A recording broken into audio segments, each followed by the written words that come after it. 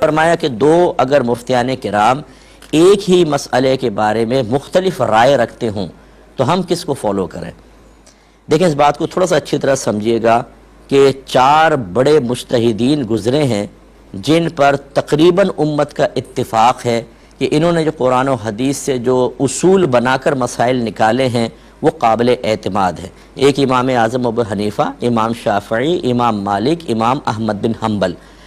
پھر بعد میں فقہائے کرام نے فیصلہ کیا کہ ان میں سے کسی ایک کی تقلید کرنا لازم ہے، یوں نہیں کر سکتے آپ، حالانکہ چاروں حق پر ہیں، سب نے قرآن حدیث سے مسائل نکالے کہ کبھی امام اعظم کا مسئلہ لے لیں، کبھی امام شافعی کا، کبھی امام احمد بن حنبل کا، جو آسان لگے لے لیا، مشکل چھوڑ دیا۔ یہ نہ کرے، ایک کی تقلید کرے، اس کو کہتے ہیں تقلید شخصی۔ کیوں یہ فیصلہ کیا گیا؟ اس لیے کہ انہوں نے غور کیا کہ جو اللہ تبارک و تعالیٰ نے بندوں پر احکام نازل فرمائے ہیں اس کی حکمت کیا ہے۔ اس میں دیکھا اس کی حکمت ہے بندوں کو امتحان اور آزمائش میں مبتلا کرنا، کہ یہ حکم تمہارے خلاف آ رہا ہے لیکن چونکہ اللہ کا حکم ہے نقصان برداشت کرو، آپ کریں گے ثواب ملے گا، یہ تمہارے موافق ہے اللہ کا شکر ادا کرو۔ تو اس لیے امتحان کے لیے اب اگر چاروں ائمہ میں سے جب چاہیں آپ کسی کی پیروی کر لیں تو یہ جو حکمت ہے یہ باطل ہو جائے گی۔ مثلا مجھے امام اعظم کا مسئلہ مشکل لگا، امام شافعی کا موجودہ صورتحال میں آسان لگ رہا ہے، میں نے امام اعظم کو چھوڑا، امام شافعی کا لے لیا۔ جب ان کا مشکل لگا تو امام احمد بن حنبل کا آسان محسوس ہوا، وہاں چلا گیا۔ تو پھر وہ جو ایک احکام شرع میں امتحان تھا، آزمائش تھی، وہ کہاں گئی؟ وہ تو باطل ہو گئی۔ یہ تو ہے تقلید کا مسئلہ۔ اسی کی روشنی میں آپ دیکھیں، اگر آج کل کے دور میں کوئی حنفی ہیں دو مفتی، اگرچہ ہم ان کے مقلدین تو نہیں ہوتے، لیکن اگر آپ جب مرضی آئے ادھر چلے گئے، جب مرضی آئے ادھر چلے گئے، جب مرضی آئے دونوں کو چھوڑ کے تیسرے کے پاس چلے گئے، تو وہی یہاں پر بھی حکمت شرع کا ابطال لازم آ رہا ہے، اس کو باطل کرنا، اس کو فاسد کرنا، اس سے روح گردانی کرنا۔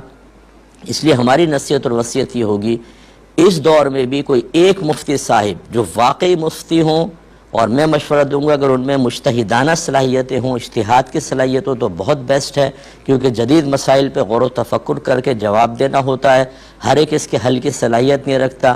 ایسے ہی بعض اوقات ایک پچھلے زمانے کا مسئلہ جو فقہاء نے عوام میں عام کیا، جس کو مفتہ بہی قول کہتے ہیں، وہ تغیر زمانہ کے اعتبار سے اب ناقابل عمل ہو جاتا ہے، اور اس زمانے میں جو ناقابل عمل تصور کیا گیا یا مرجوح قول کہہ لیں یا غیر مفتہ بہی قول، وہ آج کے دور میں مفتہ بہی ہو جاتا ہے۔ تو ایسی صلاحیت کے حامل مفتیان کرام بھی ہونا ضروری ہیں جو پبلک کو بتائیں کہ پہلے مسئلہ یہ تھا لیکن اب حالات زمانہ کے اعتبار سے یہ ہو گیا۔ تو اس لیے پھر ایک مفتی صاحب کی آپ پیروی کریں، پہلے مطمئن ہو جائیں، پھر ایک، پھر وہ آپ کے موافق ہو چاہے آپ کے خلاف، انہی کے پیچھے آپ چلیے انشاءاللہ عز و جل۔ پھر یہ کہ جو اللہ تبارک و تعالیٰ نے احکام شرع میں ایک حکمت رکھی ہے، آزمائش، امتحان، آپ کے سامنے امتحان آزمائش آئے گی، اس پہ پورا اتریں گے، آپ کو درجے ملیں گے۔ اگرچہ یہ میں حرام نہیں کہہ رہا ہوں کہ اگر آپ نے ایک دفعہ ایک مفتی صاحب کا مسئلہ لے لیا، دوسری دفعہ دوسرے مفتی صاحب کا، لیکن ہیں دونوں حنفی تو چل جائے گا، لیکن بہرحال اس طریقے سے رائے فرار اختیار کرنا اصل میں اللہ تعالیٰ کے احکام سے بھاگنا کہلاتا ہے، اور یہ مناسب نہیں ہوتا۔ یہ کچھ اور پھر کویسچن ہے، میں مزید لے لیتا ہوں۔ ایک یہ پوچھا تھا کہ کسی نے کہ یہ کسی بزرگ کی طرف، کسی شخص کی طرف منسوب کر کے ایک جملہ کسی نے بھیجا کہ دنیا میں اللہ کی شدید ترین پکڑ یہ ہے کہ اللہ تعالیٰ تمہاری زبان سے اپنا ذکر روک دے گا، کیا یہ صحیح ہے؟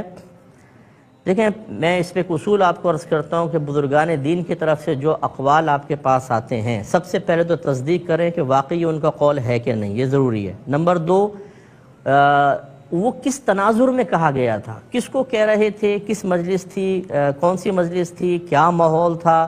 بعض اوقات ایک خاص مجلس، خاص شخصیت کے حوالے سے وہ قول کہا جاتا ہے، ہم اسے سب کے سامنے رکھ دیتے ہیں اور سمجھتے ہیں کہ یہ سب کے لیے ہوگا، اور اس سے نتیجہ خراب نکلتا ہے۔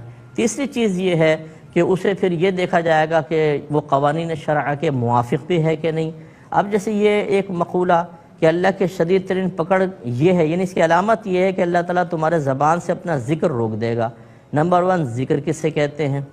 پھر کون سا ذکر یہاں مراد ہے؟ اس کا مطلب اگر میں لا الہ الا اللہ میں روزانہ نہیں پڑھتا ہوں بطور ذکر یا سبحان اللہ الحمدللہ تو میں شدید گرفت میں ہوں۔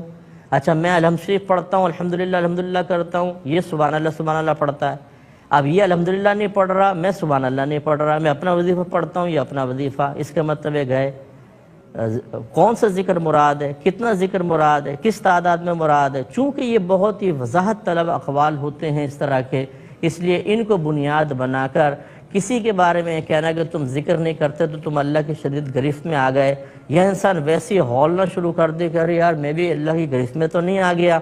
اس طرح کے اقوال کو بغیر وضاحت کے، جب تک وضاحت حاصل نہ ہو، ہرگز اس طرح کے اقوال کو سن کر پریشان نہ ہوں۔